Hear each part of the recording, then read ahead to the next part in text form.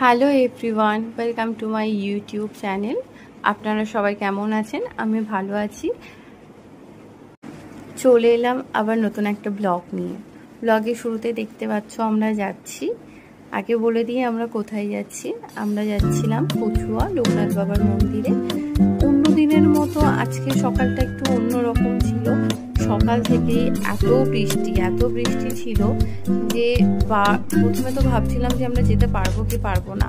যাই হোক, লোকনাথ বাবার কৃপায় ঠিকঠাকভাবে বেরিয়ে যেতে পারলাম। এবং দেখতেই পাচ্ছ কত বৃষ্টি, মানে রাস্তায় অনেকটা জল উঠে গেছিল, এতটাই বৃষ্টি। এরপর আমরা লোকনাথ বাবার মন্দিরে পৌঁছে গেছিলাম।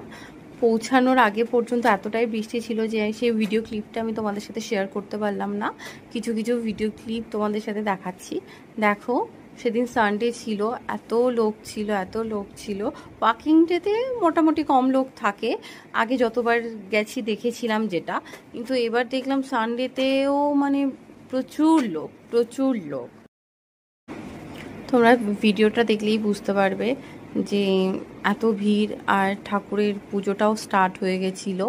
প্রচুর লোক, যে সামনে তো কোনো স্পেসই পাইনি, আমরা পাশেই বসেছিলাম।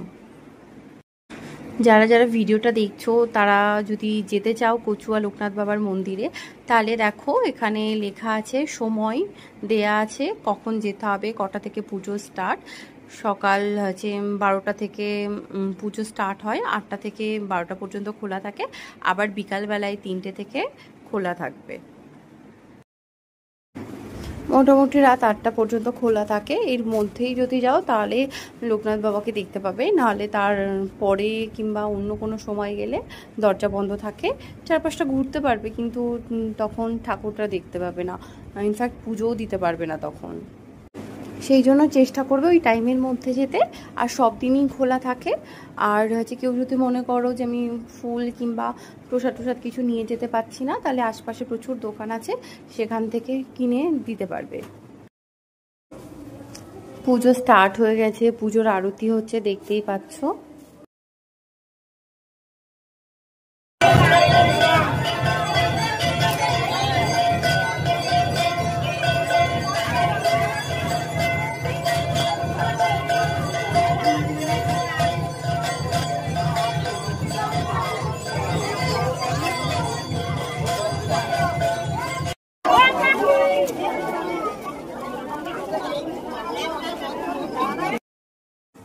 পুজোর পরে এটা ছিল পুজোর প্রসাদের লাইন। যারা যারা মনে করছো লোকনাথ বাবার মন্দিরে যেতে চাও, যদি কোনো রকমের কিছু জিজ্ঞাসা থাকে তাহলে আমাকে কমেন্ট বক্সে কমেন্ট করো, আমি বলে দেব কিভাবে কি যেতে হবে। আর এখানে সব কিছুর ব্যবস্থা ছিল, পুজোর প্রসাদ থেকে স্টার্ট করে ভোগের ব্যবস্থাও ছিল। পুজোর পরে আমরা এখানে মোমবাতি ধূপকাঠি জ্বালাতে এসেছি, অর্চিও ছিল আমাদের সাথে।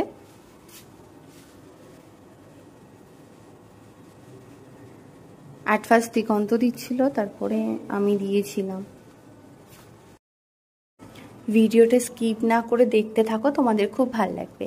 আর ভিডিওটা ভালো লাগলে লাইক করো, শেয়ার করো, কমেন্ট করো, আর সাবস্ক্রাইব করো। তোমরা পারলে একবার যেও, সবার খুব ভালো লাগবে। খুব ভালো জায়গাটা ছিল।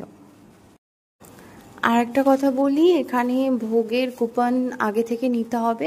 আর কেউ যদি মনে করো যে কোনো বস্ত্র কিংবা কিছু লোকনাথ বাবার ওখানে দেবে, তাহলে তার আগে কাউন্টার আছে, সেখান থেকে বিল কেটে তারপরে ঠাকুরের কাছে এনে বিল জমা দিয়ে সেটাকে দিতে হবে।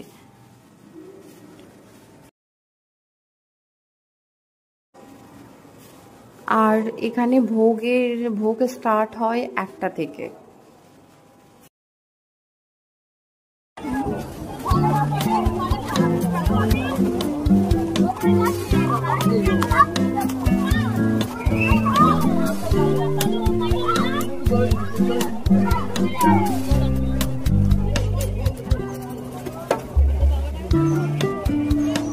বলছি, ভিডিওটা স্কিপ করবে না, পুরো ভিডিওটা দেখো, সবার খুব ভালো লাগবে। আর পারলে এই মন্দিরটাতে একবার এসো। এটা কচুয়া লোকনাথ বাবার মন্দির। আর এই চারপাশটা খুবই সুন্দর। আর ভিডিওটা তোমাদের সত্যিই খুব মানে ভালো লাগবে। আর ভিডিওটার মানে দেখলেই বুঝতে পারবে তোমরা ভিডিওটা। নেক্সট ব্লগে আবার দেখা হবে। টাটা। আর সাবস্ক্রাইব করতে ভুলবে না।